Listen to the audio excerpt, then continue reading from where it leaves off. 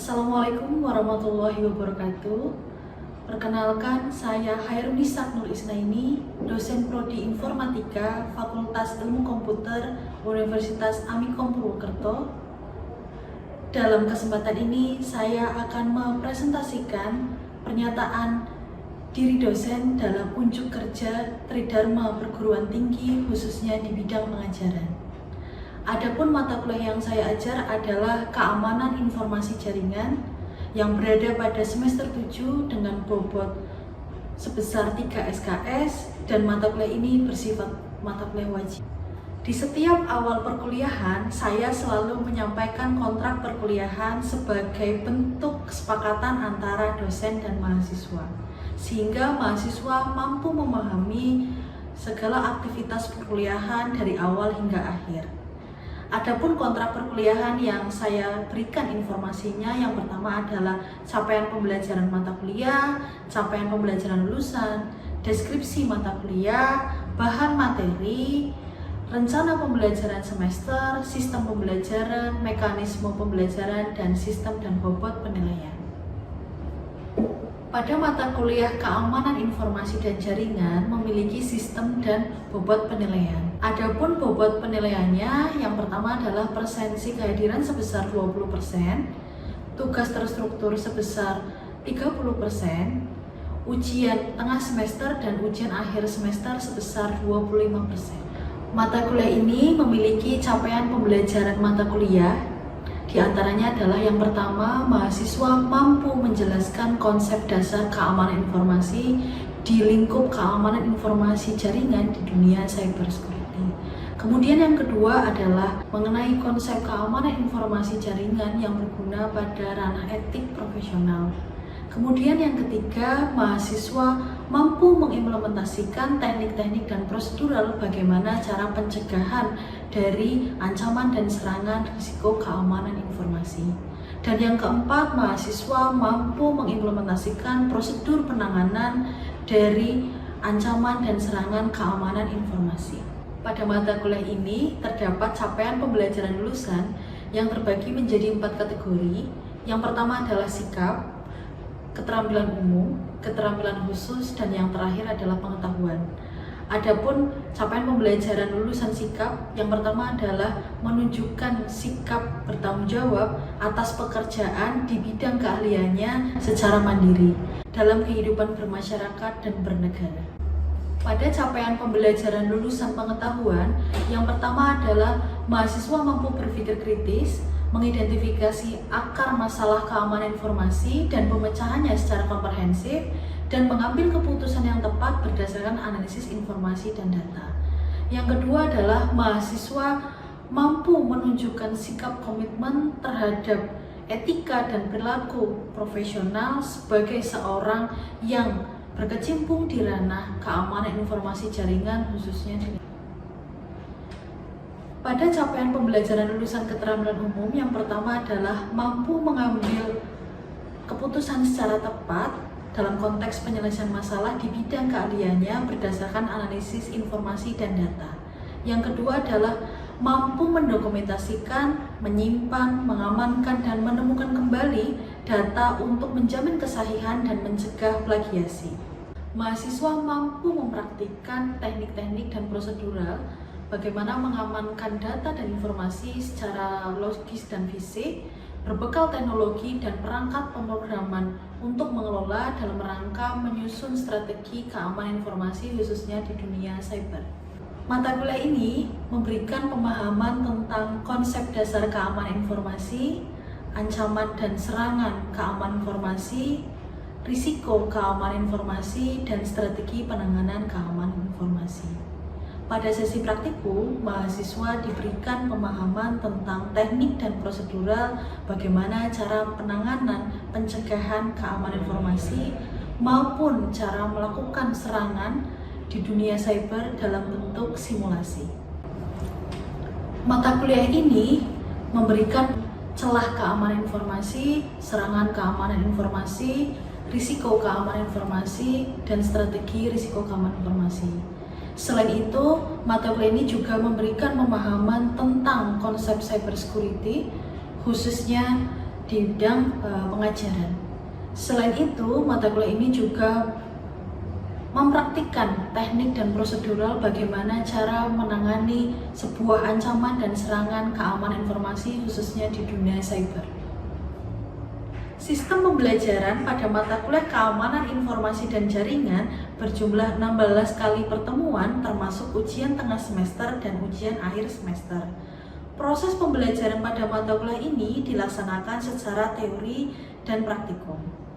Beban waktu pembelajaran pada mata kuliah ini yaitu 2 kali 50 menit untuk kelas teori dan 1 kali 100 menit pada kelas praktikum di laboratorium. Metode pembelajaran yang saya gunakan pada mata kuliah keamanan informasi dan jaringan yaitu ceramah dengan menyampaikan materi ditanya jawab materi yang telah saya sampaikan sebelumnya. Pada kelas praktikum, saya menggunakan metode tutorial dengan menggunakan modul praktikum yang telah saya bagikan sebelumnya dan mendampingi mahasiswa bagaimana cara untuk mencegah ancaman maupun serangan keamanan informasi serta melakukan strategi-strategi bagaimana penanggulangan ataupun pencegahan serangan keamanan informasi. Mekanisme pembelajaran pada mata kuliah keamanan informasi dan jaringan, materi yang saya sampaikan dapat diakses oleh mahasiswa melalui learning management system yang disediakan oleh Universitas Amikom Purwokerto maupun backup yang saya sediakan sebelumnya melalui akses Google Drive. Apabila mahasiswa masih memiliki kesulitan ataupun pertanyaan selanjutnya, mahasiswa dapat berdiskusi dengan saya melalui WhatsApp group yang telah saya sediakan. Setelah ini merupakan cuplikan dari mata kuliah ke-10 yaitu Cyber Security yang dilaksanakan secara tatap muka di kelas teori. Bismillahirrahmanirrahim. Assalamualaikum warahmatullahi wabarakatuh. Ya, selamat siang teman-teman semua. Pada siang hari ini kita akan mengulas materi keamanan informasi jaringan untuk pertemuan ke-10 yaitu konsep dasar cyber security dengan pada mata kuliah PSIFB 029. Jadi sebelumnya kita sudah membahas tentang konsep dasar keamanan informasi yang memang terdiri dari integrity, kemudian confidentiality, kemudian sama availability. Nah, teman-teman semua, jadi untuk konsep dasar keamanan cyber ya, jadi kita perlu tahu dulu, ini merupakan capaian pembelajaran mata kuliah di mata kuliah keamanan informasi jaringan karena kita perlu mendasari konsep umumnya dulu sebelum kita mengetahui tentang ancaman maupun serangan keamanan informasi dan juga strategi penanganannya. Ya. Jadi teman-teman, untuk materi kita jadi ada 6 sub pokok. Yang pertama adalah cyberspace, kemudian ada cyber threat, kemudian ada cyber attack, kemudian ada cyber security, cyber crime, dan yang terakhir adalah cyber law. Jadi ini masih konsep dasar, belum sampai dengan praktik khusus per subnya karena nanti kita akan ulas lagi di pertemuan selanjutnya. Oke.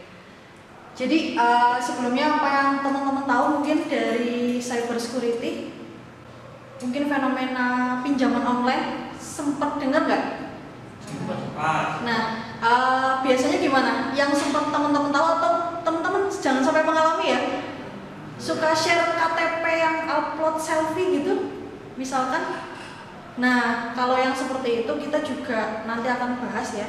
Jadi mula-mula keamanan cyber itu kita ambil dari sifat katanya dulu yaitu cyber ya. Bermula kalau cyber itu kalau menurut KBBI ya. Nah, ini cyberspace. KBBI itu cyber adalah yang berhubungan dengan internet, yang berhubungan dengan dunia jagat maya, sistem informasi maupun teknologi informasi. Nah, kita merujuk ke previous page-nya dulu ya. Jadi pengguna internet ya, kita, saya dan teman-teman semua maupun orang lain ya. Jadi totalnya nih per Mei 2023 sebanyak 215 juta jiwa dari 270 plus juta jiwa penduduk Indonesia. Nah, artinya berarti lingkungan internet ini sudah kita gunakan di hampir segala aspek kehidupan kita, termasuk pendidikan. Ya, dulu kalau COVID kita pakai apa? Zoom meeting, sama apa lagi? Satu lagi? Nah, Google Meet.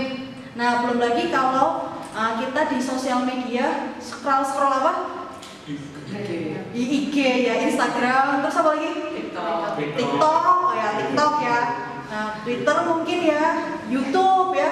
Kita nonton konten YouTube. Nah, semua hal itu nggak cuma kita ya, orang tua kita, sepupu, saudara kita juga ada di lingkungan internet itu sendiri. Nah, lingkungan internet ini kita sebut sebagai cyberspace. Cyber itu ya internet itu, ya space itu lingkungan. Jadi cyberspace adalah lingkungan kita yang berhubungan dengan akses internet. Dampaknya positif, ada nggak dampak positifnya? Ada. Kalau dampak negatifnya ada nggak?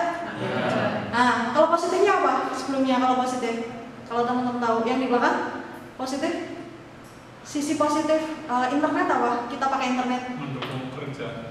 Mendukung kerjaan. Terus informasinya jadi lebih apa? Lebih mudah, lebih cepat ya. Nah, di sisi lain teman-teman, jadi untuk cyberspace ini ada sisi-sisi negatif yang mungkin sadar atau tidak sadar kita juga sudah lalui, bahkan yaitu adalah tindakan-tindakan ilegal yang kita tidak sadar kita telah diperdaya dari internet. Nah, lebih jauh lagi nanti kita akan bahas. Nah, ini dia cyber threat. Threat itu apa? Ancaman. Ya. Jadi di dalam cyber threat ini atau ancaman di dalam dunia cyber atau dunia internet banyak hal ya teman-teman. Misalkan apa? Kalau cyber threat yang teman-teman tahu gitu. Cyber threat apa? Hacking. Oke, nanti kita bahas hacking. Ya benar. Iya loh, betul ya. Jadi ada tindakan hacking. Atau misalkan seperti ini. Masih ingat nggak kalau ini website, kalau nggak salah website DPR, kenapa? Websitenya kenapa? Under apa? Nah, jadi kalau biasanya web defacing, masih ingat web defacing? Jadi kayak semacam website tampilannya itu ganti tiba-tiba mukanya siapa, atau tiba-tiba nggak bisa diakses. Itu juga termasuk ancaman. Jadi kalau ancaman cyber itu tindakan-tindakan ilegal, jadi akses yang harusnya nggak boleh, ya kan, ngambil yang harusnya nggak boleh, tapi belum tentu merugikan secara material dan imaterial, tetapi baru mengancam ya, belum melakukan serangkaian tindakan yang betul-betul merugikan. Itulah yang namanya ancaman cyber security. Nah, di sini ada beberapa macamnya teman-teman. Nah, biasanya kalau ancaman, nah di sini ada kategorinya ya, insider attack. Insider itu apa? Jadi pihak-pihak, bukan cuma orang, bisa saja kelompok atau organisasi. Jadi kan misalkan ini dari negara A gitu ya ke negara B, kemudian melakukan serangkaian tindakan, bukan tindakan ya, pengumuman ya, misalkan nanti kamu bakal seperti ini, seperti yang kita ketahui dari negara-negara yang sedang berperang ya. Saya tidak bisa menyebutkan nama negaranya. Nah, itu dari yang baru bersifat ancaman sampai dengan tindakan, meskipun itu belum tentu ada di dalam lingkup cyber security itu sendiri. Nah, itu tentang ancaman. Nah, berikut ini kita, nah ini threat ya. Jadi ancaman aktif itu banyak jenisnya. Nah, kalau ancaman pasif itu gimana? Tiba-tiba kalau server kita tiap KRS-an gimana tuh? Nah, apa? Ngedown. Terus apa lagi? Kita kalau suka nih 2 tambah 25 itu artinya berarti apa? Error. Human error. Nah, itu human error tuh ancaman pasif. Kita nggak ngelakuin, tapi orang lain ngelakuin pas lagi salah. Akhirnya kan serangkaian aktivitasnya jadi ikut salah. Nah, itu namanya ancaman pasif gitu ya. Nah, di sini sekilas saja. Jadi ancaman cyber itu di 2030 aja bahkan sudah terprediksi apa aja nih ancamannya. Apalagi kita sudah mengenal AI ya, atau kecerdasan buatan, dikit-dikit GPT ya kan, dikit-dikit AI, skripsinya pakai AI gitu dong, plagiarismenya pakai AI gitu kan. Nah, jadi mungkin di sisi lain memang betul membantu aktivitas kita, terutama teman-teman mahasiswa ya, tapi kita lupa nih login akun ya kan. Di situ ada apa? Ada email kita, ada nama kita, apalagi kalau berhubungan dengan apa, nomor KTP sama nomor handphone. Nah, itu kita perlu waspadai di sana ya. Oke. Nah, di sini untuk kategori cyber, konsep cyber security selanjutnya adalah cyber attack.